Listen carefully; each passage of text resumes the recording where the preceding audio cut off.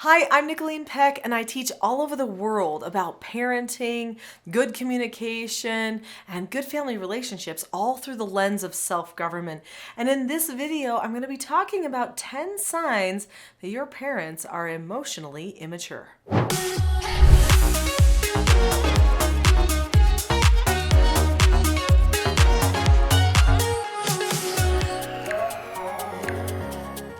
In this video, we're going to be talking about what it means to be emotionally immature and then signs that you can use to look for emotional immaturity in parents. So what does it mean to be emotionally immature?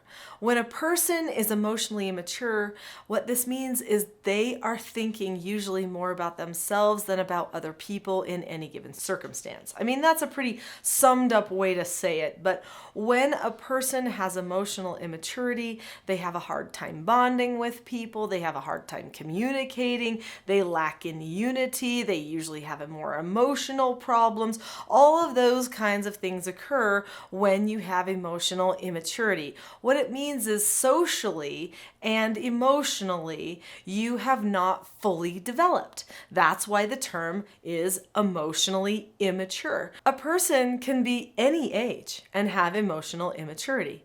There are certain things that you could take, like certain drugs and stuff, that can actually stunt you emotionally. So it can change your cognitive abilities and your ability to function neurologically in your brain. That can make it so a person develops emotional immaturity.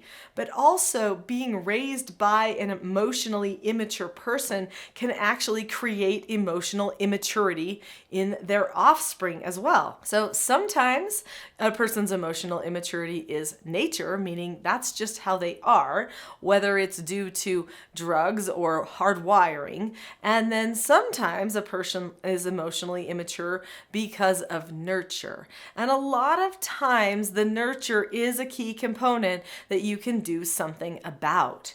So what we're going to be talking about is what to notice as far as emotional immaturity. And then I'd like to give you some things that you can do about a situation where maybe you have a parent, maybe you're an adult and your parent has some emotional immaturity and you're trying to help them just a little bit. It could be a harder road than you think, just so you know, because a person has to want to change some of that emotional immaturity. But we'll get to that at the end. Number one, a person who is emotionally immature can be distant.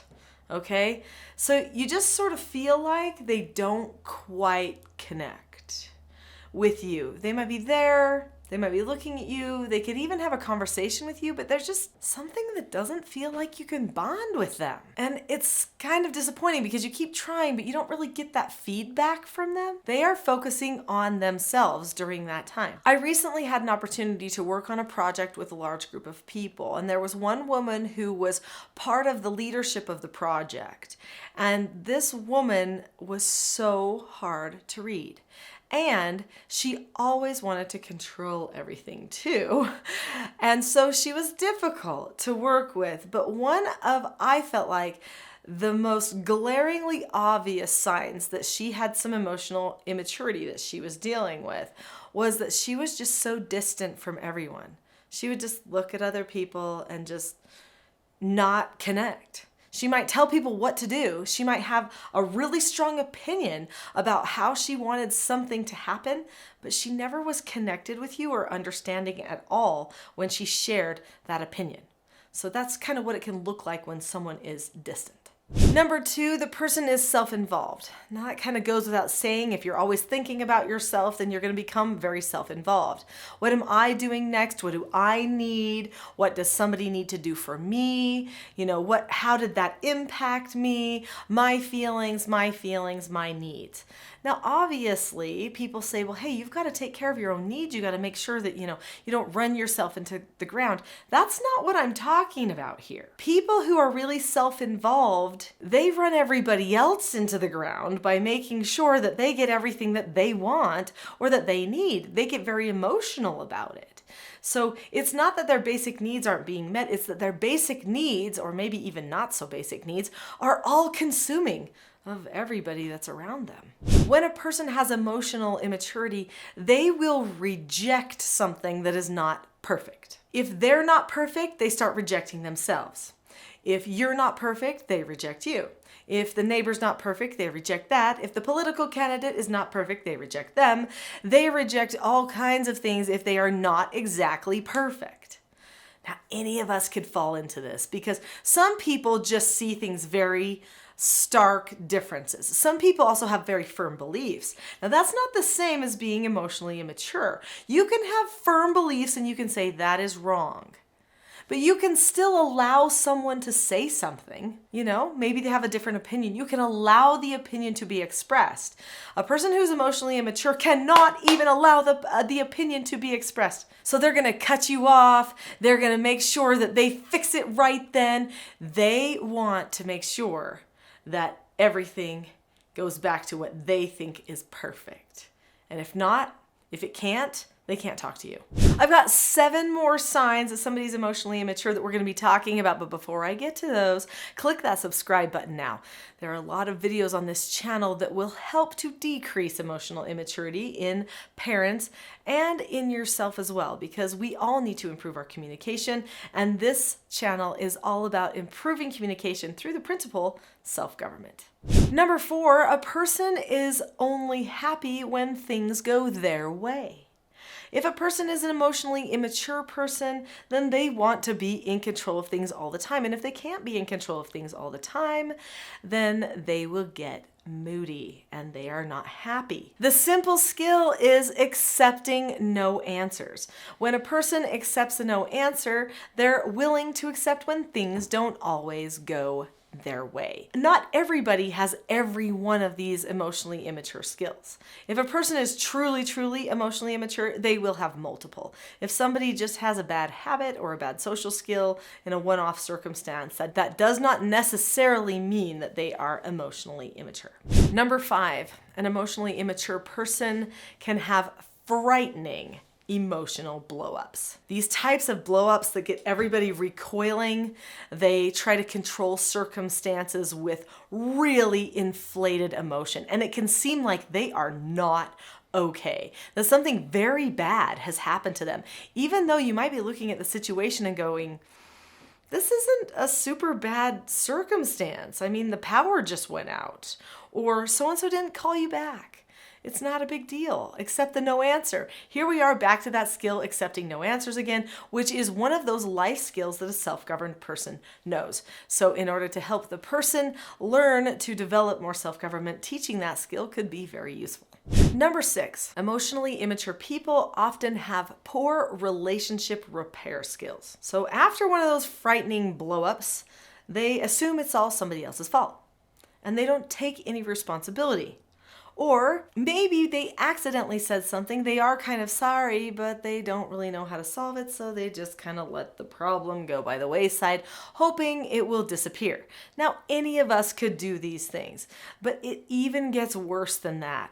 Sometimes what they do is they deliberately do things to control another person or to intimidate or frustrate another person, and they never come back around and fix it because they feel entitled to doing whatever they did to that other person. This brings me to number 7, which is emotionally immature people have low empathy. They just don't put themselves in other people's shoes, because remember, the whole foundation of emotional immaturity is that everything is about yourself. So some people will declare that person is a narcissist, and really that person is emotionally immature. Now, is a narcissist emotionally immature? Yes. But is an emotionally immature person a narcissist? Not necessarily. They do oftentimes have similar characteristics. They won't put themselves in your shoes. They don't really care. If they kind of care, they definitely don't show it. So this lack of empathy, lack of understanding is kind of a hallmark of a person who is emotionally immature. Number 8, a person who is emotionally immature is really preoccupied with his or her own needs. So it's like cycling again and again. They are paying attention to a detail about a need they have, and they can't see other things happening around them. So a parent could feel like, I need sleep. And they could have a child, even a baby, who needs attention, but they're like, no, I need sleep. I need sleep. And so what they do is either mistreat the child, have impatience with the child, or they just go to sleep and maybe even neglect the child. That is a sign of emotional immaturity. Number 9. A person who is emotionally immature oftentimes does not have good respect for boundaries. So many times they're either too close or too distant from somebody else. They feel awkward when they're with other people, and they sometimes overstep where they shouldn't. So that micromanaging feature coming into play. Number 10, emotionally immature people oftentimes blow up at others or cut people off. So they interrupt all the time because they're constantly trying to be heard. If you're like me, you can listen to this list and go, oh no, I had to overcome that. Was I emotionally immature? Oh, I had to do that. Am I still emotionally immature? Oh, I have that problem. Am I emotionally immature? These signs of emotional immaturity could actually be signs that anybody could find within themselves because we're all growing and maturing all the time. I actually used to be a person who would cut people off all the time. That's why I saved this one for the end. I used to interrupt people. I wanted to say what I wanted to say. I wanted to add my 2 cents. And then there was a point where I realized this was a problem. Now, I recognized it was a problem when I was still in my childhood years, and I started working on it, but I had a hard time fixing it. It wasn't until I was in my mid-20s till I finally got a handle on not interrupting people. That's when I matured. And interestingly enough, your prefrontal cortex usually fully matures when you're in about your mid-20s. So most people hopefully have solved a lot of these problems, which can happen in adolescence and be signs of immaturity, by the time they hit their mid-20s. But if a parent hits adulthood and they have these types of problems, they could actually create further problems for their children. So what can you do if you have a parent or someone who you love, who you think might be an emotionally immature parent? You can introduce them to skills, new skills. They need to have the truth. They've got to be ready to see it, which doesn't always happen for an emotionally immature person. But if they can see it through a story and then they can develop the skills in that story, it can be life-changing. There are many parents who were emotionally mature in certain ways who ended up seeing me in a documentary called The World's Strictest Parents back in 2009. In that documentary, they saw 2 troubled teens come to my home. Those troubled teens came from families where the parents were emotionally immature. The teens had a lot of problems because of that. Then they came to my home where I wasn't emotionally immature. In fact, I was very disciplined and intentional in my parenting and purposely creating bonds and connections with them and caring. And they saw these 2 teens, both ages 17, change after just a couple of days in my home. The program was called The World's Strictest Parents, and you can see that entire program on my website, which is teachingselfgovernment.com. On that website, if you click the blog tab, there is a video blog there, and The World's Strictest Parents is one of the first videos in the video blog. I looked a little younger then, but the lesson is still there and very beneficial. You could share that program with another person and then also share with them the skills that they need for success. So also on the website, teachingselfgovernment.com, you'll be able to see that I have lots of resources, books and courses and trainings for teaching a person self-government skills. Skills like how to accept no answers. Skills like how to be calm when someone else isn't and how to help them get calmness without losing your calmness at the same time. Skills like how to correct a person lovingly, how to praise another person, how to seek proper attention. So many skills that can be beneficial, not just for children, but also for adults. We all need those adult skills for life. And if you're a parent and you're worrying about this for yourself, get the help that you need right now and help your children also learn the skills that they will need so that they can be more successful adults. Click on teachingselfgovernment.com now, and I'll see you there.